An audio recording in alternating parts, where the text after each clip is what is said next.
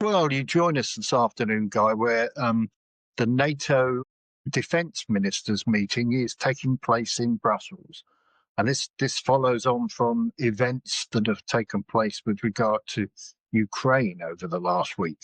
Can't remember the last time we met. Were they had they announced this 28-point plan? The Americans yeah, and then it went down to 19, didn't it?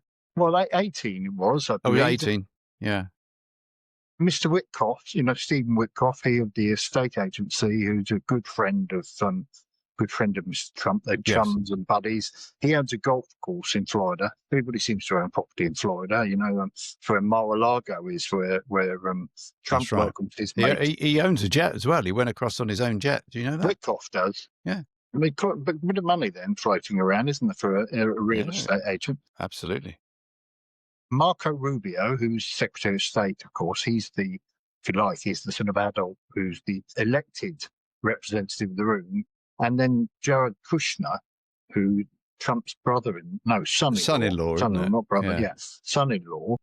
They were at this negotiation in Florida with the Ukrainians about this 28-point plan that Witkoff had cooked up with the Russians. And they, as you quite rightly said, they managed to cut it all down to 18 points. And then Witkoff and Kushner, without Marco Rubio, have flown off to Moscow, which is what happened yesterday, and met Vladimir Putin and a couple of his heavy-handed heavies. And they had 5 hours of talks last night in the Kremlin.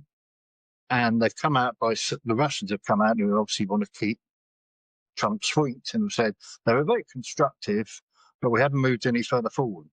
There are things supposedly that they can agree on, but there are other things they can't agree with, but nobody's telling anybody what those things are. No detail, is there? No. Did you know that they kept the delegation waiting? Did you see that? No, I didn't. For about 6 or 7 hours. Gosh, true. Yeah. And there were pictures of these guys, Kushner and Witkoff, being shown around Red Square. Just imagine it. You're all sort of hyped up, ready to go into negotiation. Yeah. I'll tell you what, let's walk around Red Square for 7 hours. Is that okay? I wonder what Putin was doing at the time, that it was so important that he keep them waiting for that. He's just being Putin, isn't it? It's all part of the game. Make them come to you, isn't it? Mind games. Yeah. I mean, they made the point, the analysts that I was looking to yesterday, that when it's the Ukrainians have to come to Florida or Washington to negotiate.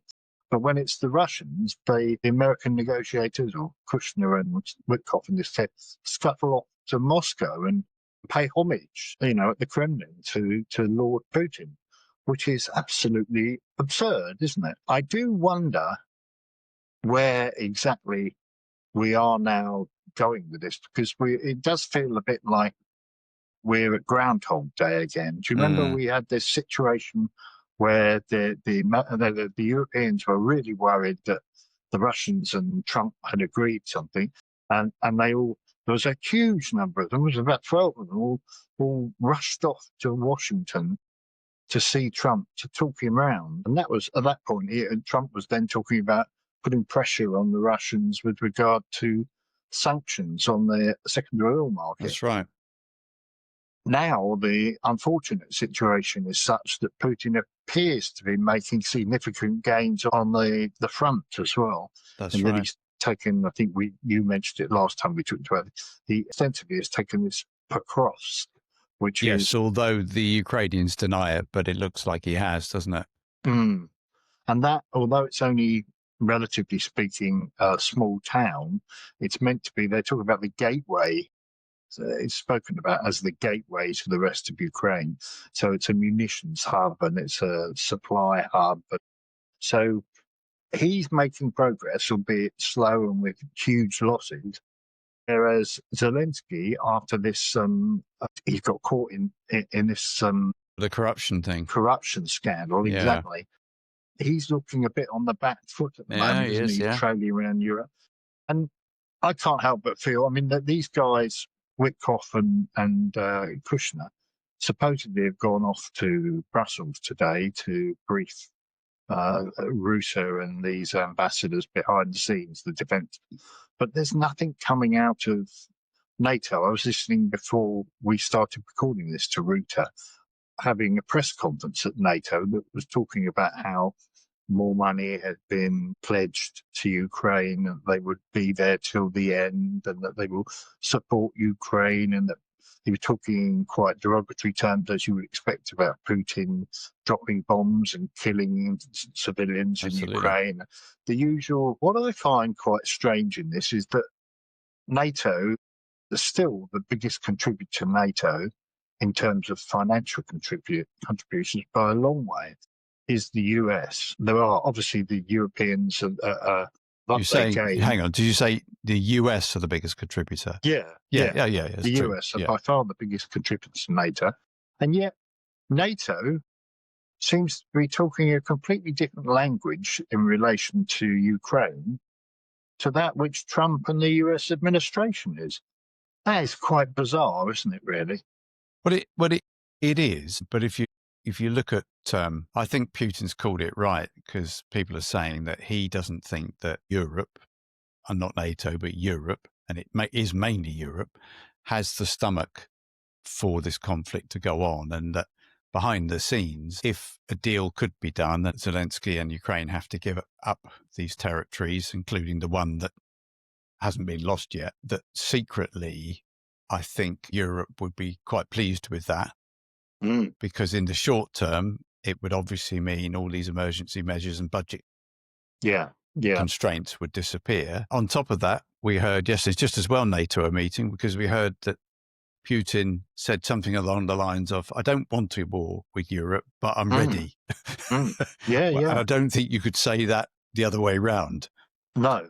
And he knows that, doesn't he? He knows Europe's not ready. He knows that all the talk from Europe has been about putting aside money to build defences up over the next medium to long term. Well, we joked about it, didn't we? So I say, old chap, would you mind coming back and having a go at us in 3 years' time?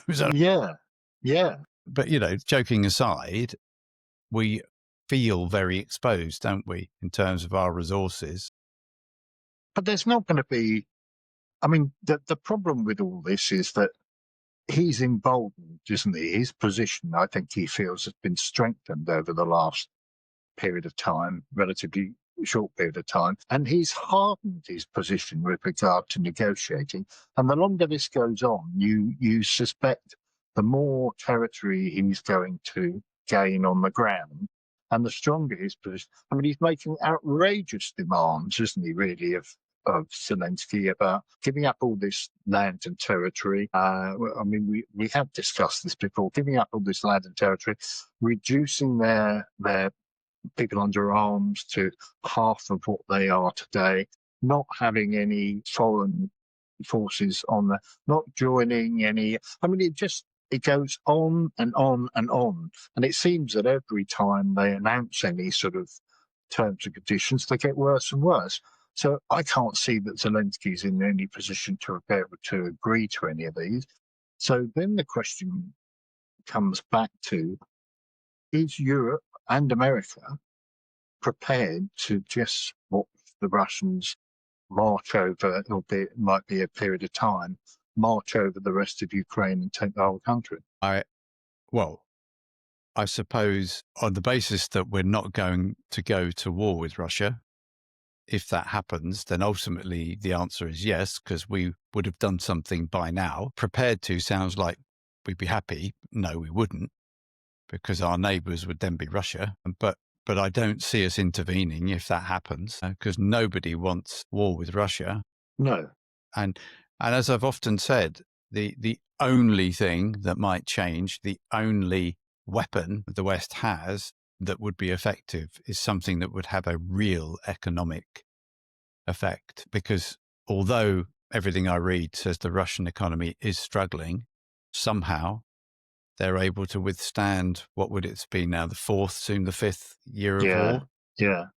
So is that, that's the $90 million question, isn't it?